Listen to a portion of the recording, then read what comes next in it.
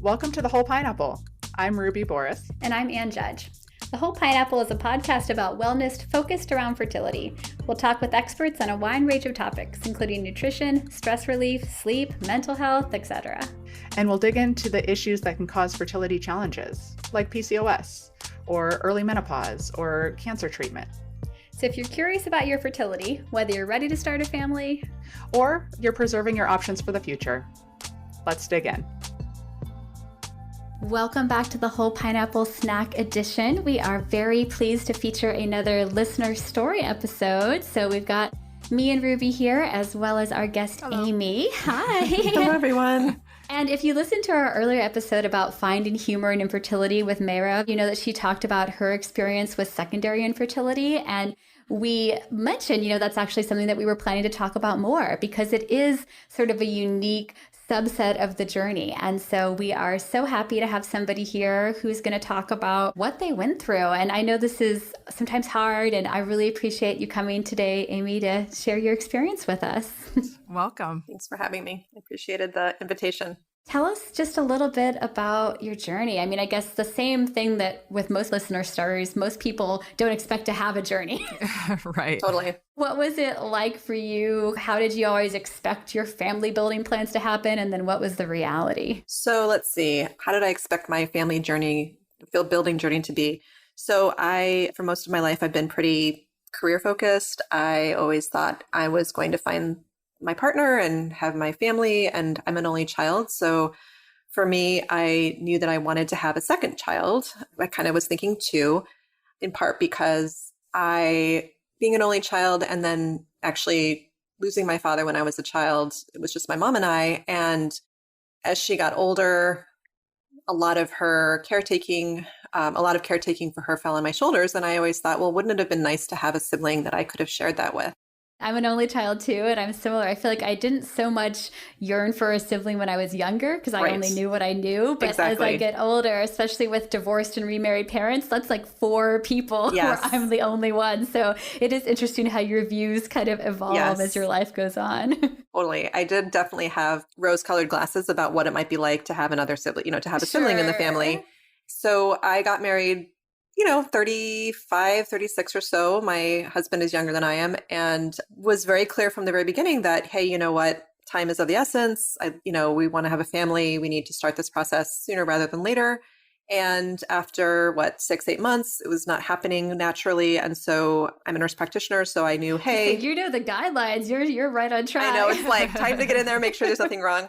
And they did find a couple of things for me, some of my glandular, I'm trying to think what it was. It was something where I had to take a medication. And anyway, I don't remember. Oh, I bet it was prolactin. Yeah. Yes, thank you. It was prolactin. So that was really great because I'm like, I would never have known that. I'm so glad they found that. So I took my medicine and that seemed to be better.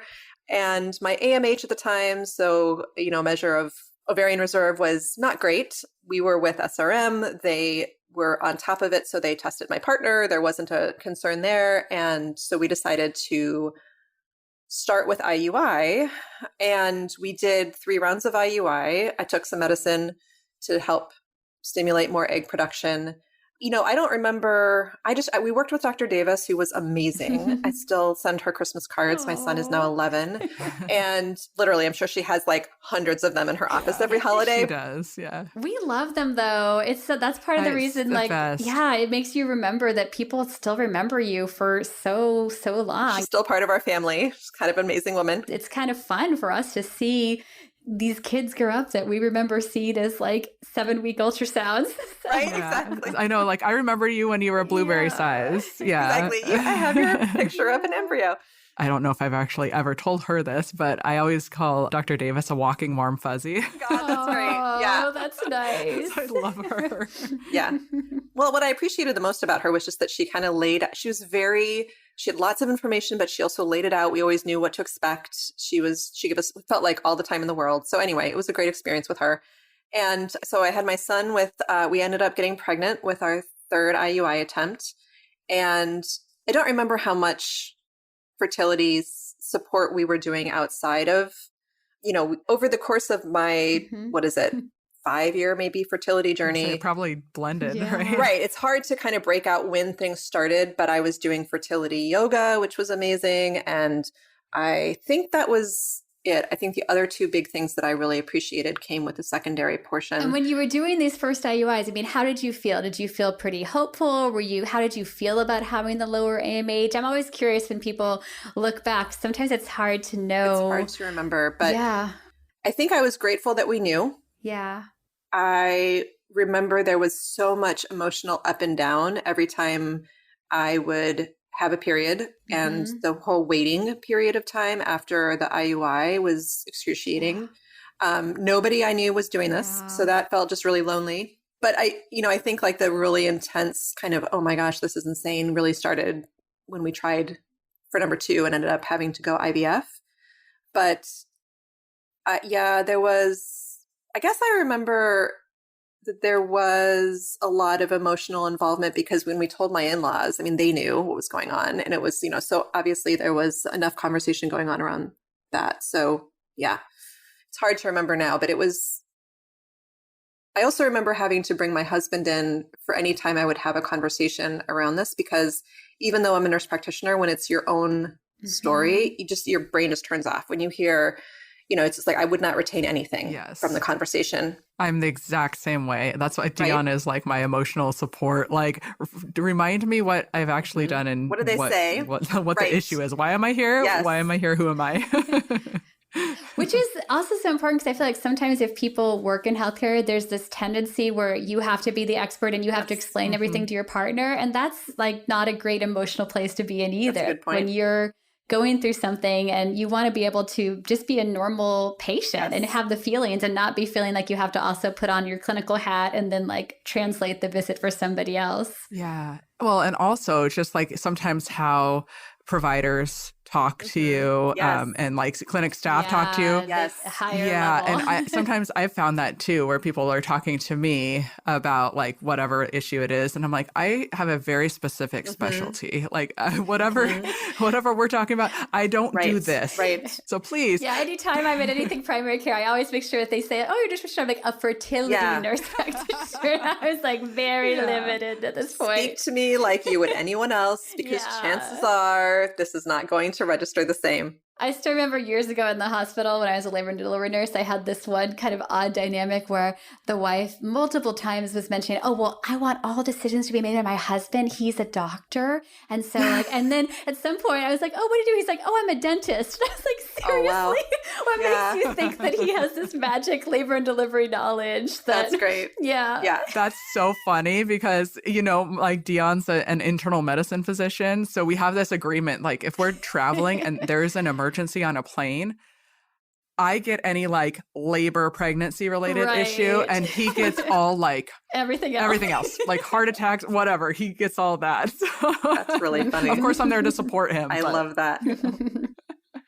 So that was good that you came in together and we're really viewing it as like a couple and not trying to have you be anything providery. For sure. And I guess I do remember, early on trying to take my temperature, and then when you were talking, all of a sudden things were rushing back to me about that time. But I do also, one thing that came up when I was talking to my husband before this call today, just trying to remember what life was like that a few years back, was just, that okay, we have to have sex and we have to have it now. And like how that really messes with kind of a natural flow between partners.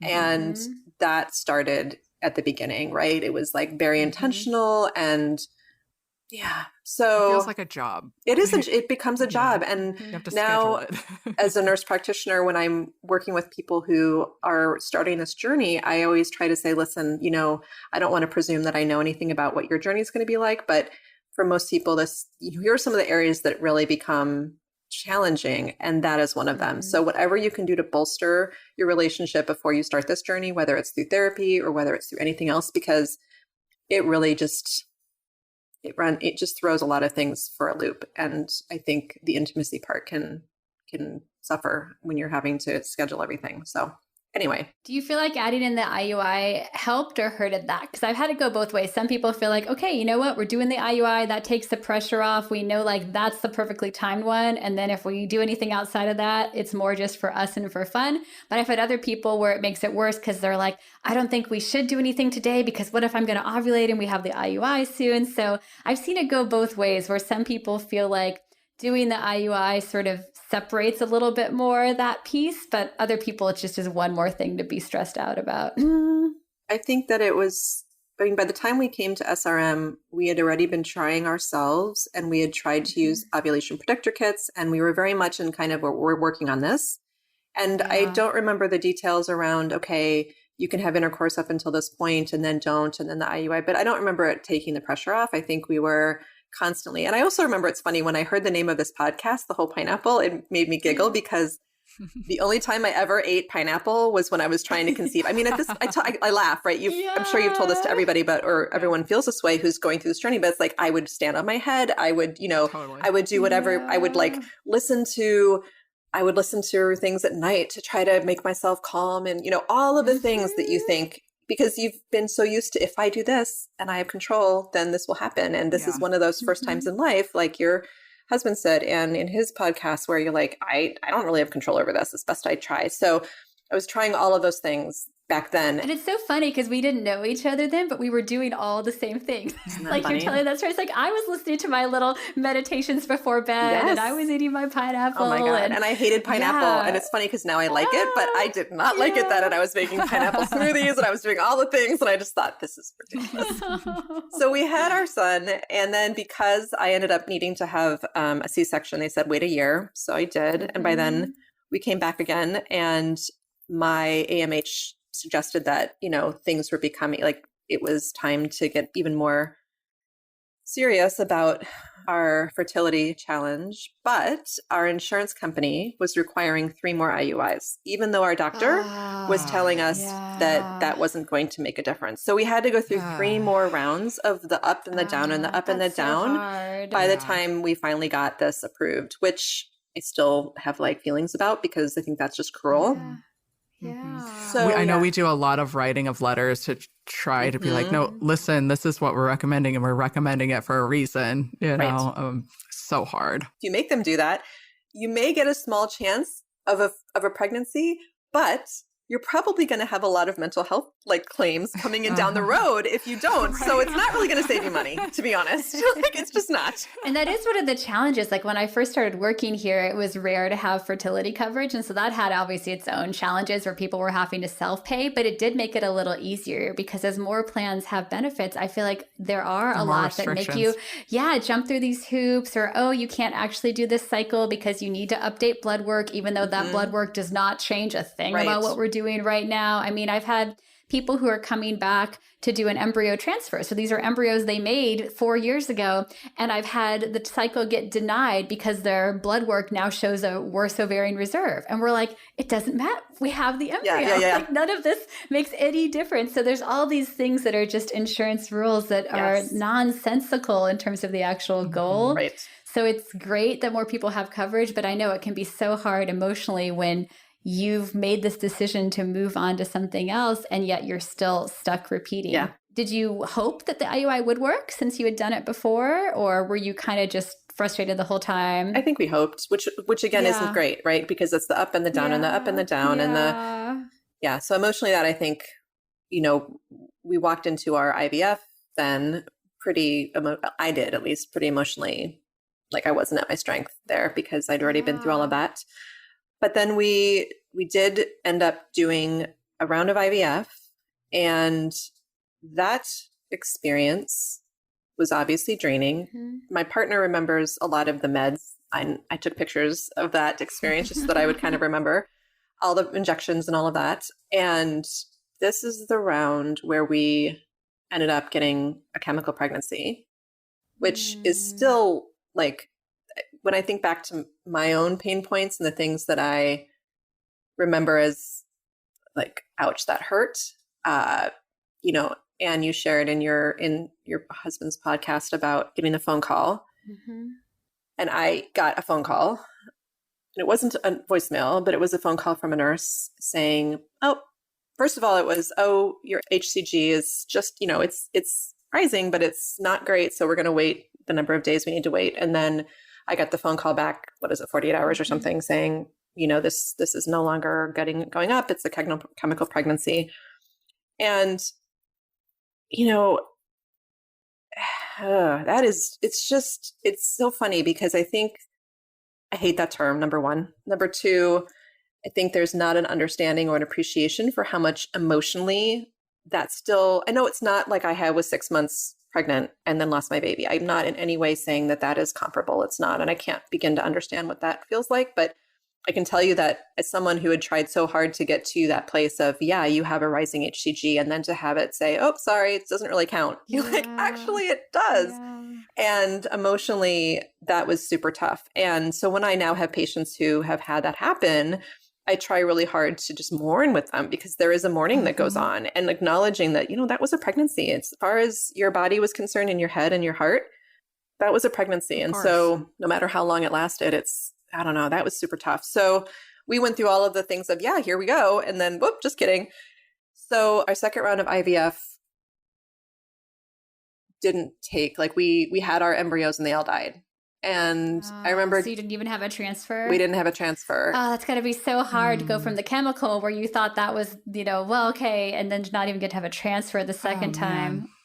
And I remember Dr. Davis calling me. I was at work and just saying, I'm sorry, sometimes we don't get the right eggs. And I just thought, and by that point I was done. I was just so emotionally done. I just I was like, that was it. And I was going back through some emails to try to remember kind of what was like. And I saw this email that I wrote right after that happened. And it was to a support group that I had joined, the mindfulness group at Pacific Northwest. And I don't know if they're still doing that. And I said, we decided that we're done with our journey and that that's really hard and we're really mourning. And so for us, everyone says, well, how do you know when you're done? And it's like, you'll know when you're done.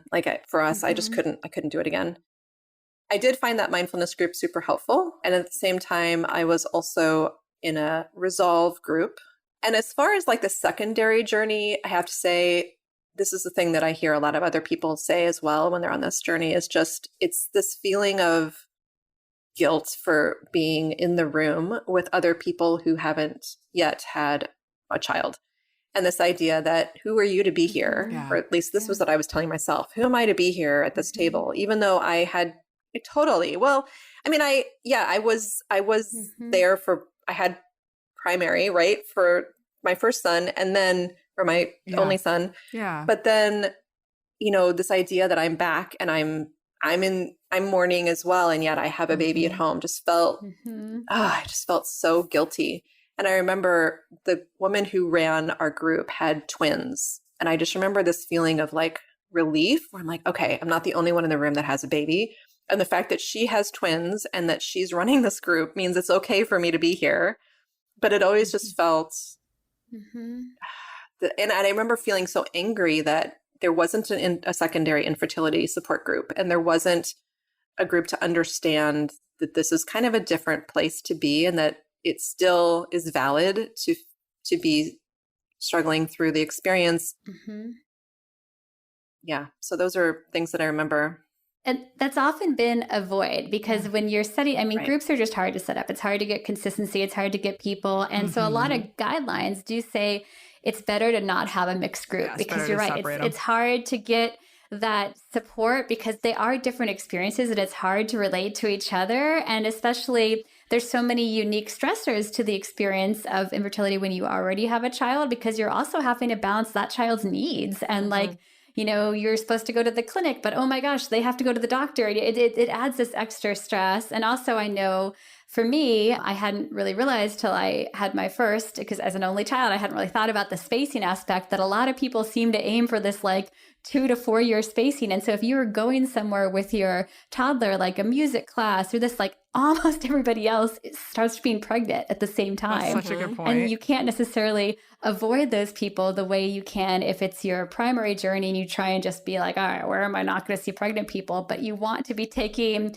your child to these things that they've enjoyed, but it means you're constantly surrounded by conversation about other people, and they ask you, and they don't even assume you might have any challenges, because here you are with that child. So I think people aren't as sensitive to it as they maybe might be in terms of the primary. And it's hard because I really wish we had more things that were unique to secondary infertility. And especially, I'm sure for you, when you also had primary, you feel like you're being kicked out of the club. And like, not like you wanted to be in the club, but it's sort of like, I'm sure you felt a little like you had to prove yourself to be like, hey, like I've gone through this stuff already too. Yes, so. That's totally true. Yeah, I feel like there's just this sense of I need to prove that I should be here. And that's just like a hurdle that others don't have to come to the same group with. Not that saying one is easier than the other, but just it's like similar paths, like parallel paths, but not the exact same one. And that's a really good idea to have the mindfulness group too, to find like things like mindfulness or things like yoga or things that are focused on sort of a specific way of coping as opposed to just being about a general sharing of experiences. Because I think that can be a little bit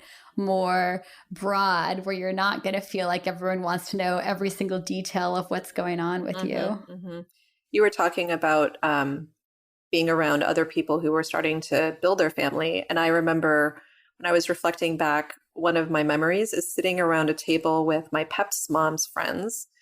And they all just were starting to have they were starting to birth their second babies. And I had just, I think, gotten pictures of my embryos that then I don't think made it. I don't remember where I was, but they were all talking about this. And then I just tears started streaming down my face. And one of my friends looked at me and she's like, you want to talk about it? And I was like, yep. And it was just like this, I'm trying to make this happen and everyone's having their seconds. And it, so that was tough. And I look back and it's taken me this long to feel okay with that. And the fact that there's still things that I wish times that I wish we had a second child, but I'm no longer in that space of this isn't fair.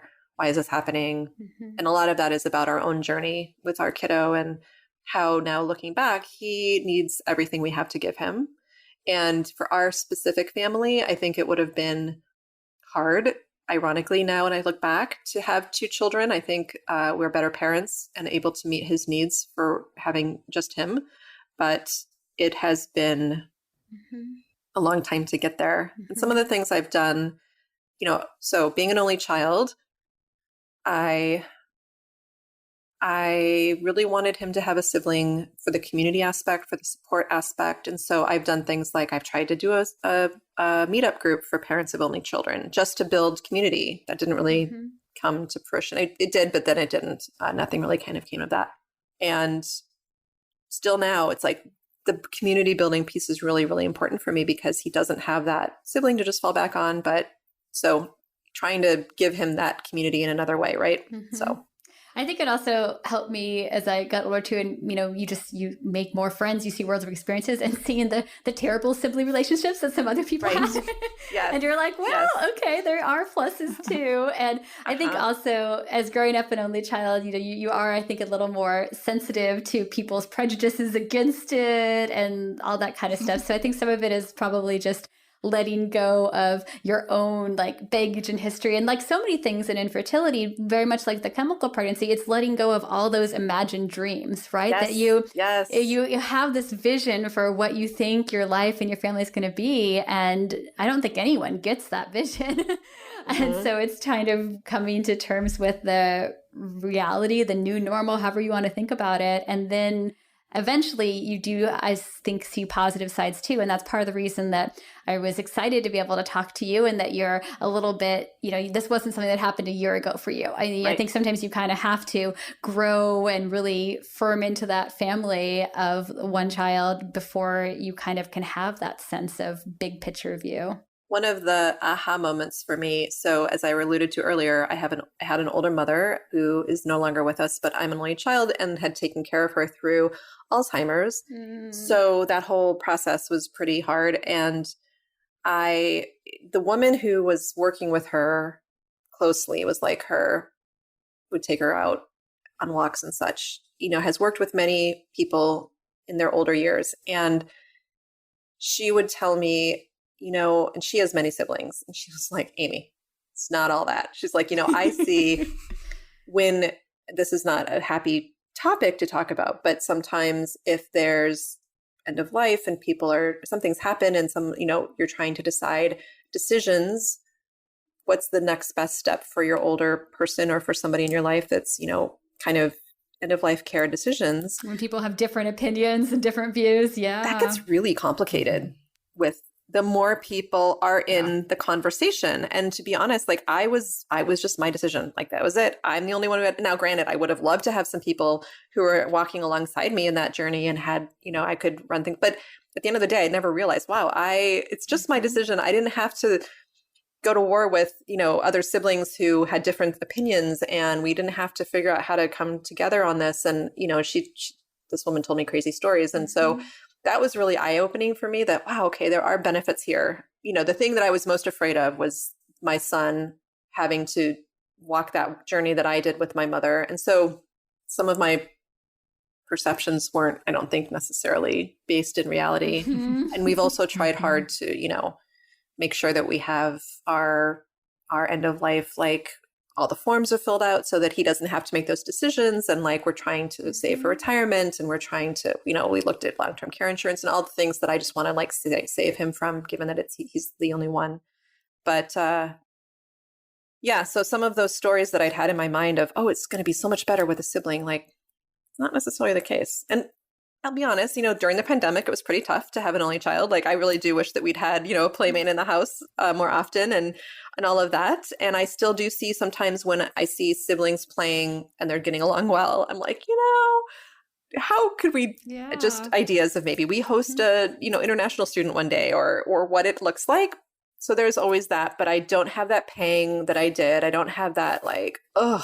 And it's funny, as a nurse practitioner, someone who's been in this journey, I've dreamt at times of working in the fertility space. Wouldn't that be an amazing place to work? But then I'm always like, am I ready? Like, is there enough space here that I wouldn't get all wrapped up in that? And has it changed the way you deal with patients, even just in more of a primary role? What do you do differently? It does. Thank you. So I do primary care, and a couple things that I do differently. So one is I speak with my late 20s, early 30s, 30-year-old patients about fertility. And I think, when I was that age, I was not thinking about family at all. I was just like, yep, it's going to happen one day, not a problem.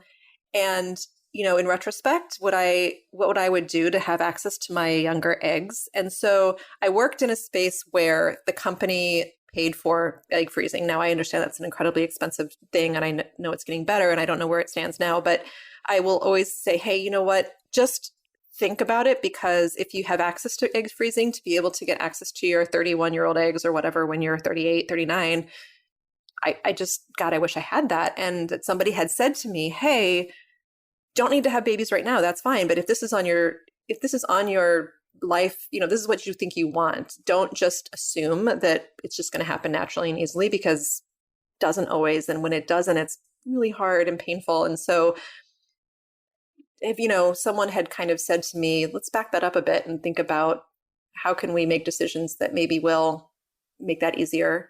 So that's one thing I do. I also really talk to patients who are thinking about, so I say, number one, make sure that if you have a male partner, that he's getting tested early in the process. I encourage them to seek out care quickly from reproductive endocrinologists. I talk to them about the guidelines, don't wait forever, use your ovulation predictor kits, all of that. And then I really talk a lot about prioritizing mental health, as I alluded to earlier. I tell them I have a list of resources that I found helpful when I was going through it. I just say, listen, you can't understand what this is going to be like. And, just do everything you can to shore up the relationship and your own mental health. That's wonderful. I feel like that's the primary care provider that everybody should have. And I feel like as much as we try to get the word out, I think there's still a lot of people like, oh, you've got plenty of time. You're in your early 30s. And it's just, it's just so hard, because some people might, you don't know unless you actually kind of start doing some testing and thinking about your situation. And I feel like if we didn't have egg freezing, then it's not always great to break. If someone's not going to be able to do anything except worry about their fertility, then maybe it's not great to tell everybody. But I feel like we do have options now that we didn't have 15, 20 years ago. And so I think the more people can at least be informed, that's going to make them have less regret later, however they end up doing anything. Yes. Well, even just learning about your body. Like the more people that can be out there talking about, and primary care is perfect for it, is to be on the ground talking about like, this is what your body does. If it's not working, might look like this. And just so people know, I know Anna and I probably wouldn't complain if people were more informed when they came to see us. This also brings up something I don't think has come up on the podcast before. We talk a lot about the reproductive years, and that's like a very specific time in your like life development. But we forget that this time, particularly like when we're in our 30s and 40s and stuff, that many of our patients they're also dealing with parents. And that's just another added stress that gets added. And that's a very frequent thing that people are also dealing with at the same time. So you're like sandwiched in between these two like really, really hard changes in your life. For sure. Yep. Any other advice that you want to put out there for people that are listening that might be in a similar situation? I love the prioritizing mental health. You know, we can't talk about that enough either. It's so important in terms of resilience to get through this hard situation. And especially for people that are in a relationship, I think that's key. Like you're not just hoping for the end goal of a baby, you're hoping for the end goal of a family together with that child. And so I think there is a tendency sometimes to just focus only on the pregnancy goal and like, we'll figure out the relations stuff later. But, you know, it doesn't get easier. Life continues to throw lots of challenges at you. So I think you're right from the beginning. The more support people can have, the better. I don't know if it's legit to like call out specific resources. One thing that we did that I will oftentimes recommend for families is, I know in the Pacific Northwest, Gottman is a big name. He's the Gottman, and they have a bringing baby home, at least they did when we were pregnant. And it's a way to apply some of the principles that they've learned in relationships to the transition into parenthood. And, you know, that's something that I almost, now that I have a tween, want to go back. Not the bringing baby home, but like, what's the next version of that? Because having that support for these big transitions, I think I hit all the big points. If you've been looking at me, I've been looking away from this screen because I've got a list of things I wanted to make sure to mention and talk about. I think I've hit all the big ones, but I'm just a big fan of destigmatizing this. I think since 11 years ago, you know, there's been some high profile celebrities who've been going through this, and I think it's becoming a little bit less stigmatized, but, you know, whatever we can do to give families who are facing this or couples who are facing this a way to find other people like them so that you don't feel like you're the only ones. And that just makes such a difference. So that's why I was talking about the